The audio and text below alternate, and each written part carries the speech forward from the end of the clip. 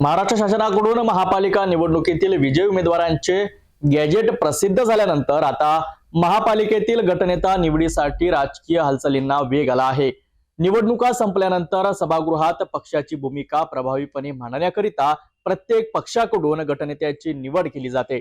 अमरावती महापालिकेतही विविध राजकीय पक्षांनी आपल्या गटनेत्याची घोषणा करण्यास सुरुवात केली आहे। महानगरपालिकेच्या निवडणुका संपन्न झाल्यानंतर सभागृहाच्या पक्षांची भूमिका, धोरणे आणि नगरसेवकांचा आवाज बुलंद करण्यासाठी गटनेत्यांची निवड अत्यंत महत्त्वाची मानली जाते। गटनेता हा पक्षाच्या सभागृहातील प्रमुख नेता असतो।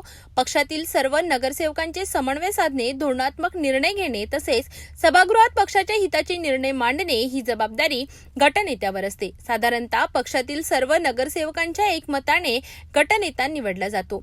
अमरावती महानगरपालिकेत सध्या प्रमुख राजकीय पक्षांमध्ये गटनेता निवडीची प्रक्रिया सुरू आहे। युवा स्वाभिमान पक्षाकडून नाना आमले यांची अधिकृतपणे पक्षाचे गटनेता म्हणून नियुक्ती करण्यात आली आहे, तर राष्ट्रवादी काँग्रेस पक्षाचे अभ्यासू व्यक्तिमत्व म्हणून ओळख असलेल्या अविनाश माडेकर यांची गटनेता म्हणून निवड करण्यात आली आहे। दुसरीकडे शिवसेना शिंदे गटाच्या वतीने डॉक्टर राजेंद्र तायडे यांची अधिकृतपणे पक्षाचे गटनेते म्हणून नियुक्ती करण्यात आली आहे, तर AIMIMचे गटनेता म्हणून अब्दुल हमीद यांची नियुक्ती करण्यात आलेली आहे। दरम्यान उर्वरित राजकीय पक्षांकडूनही येत्या काही दिवसात आपापले गटनेते जाहीर करण्यात येणार असल्याची माहिती सूत्रांनी दिली आहे।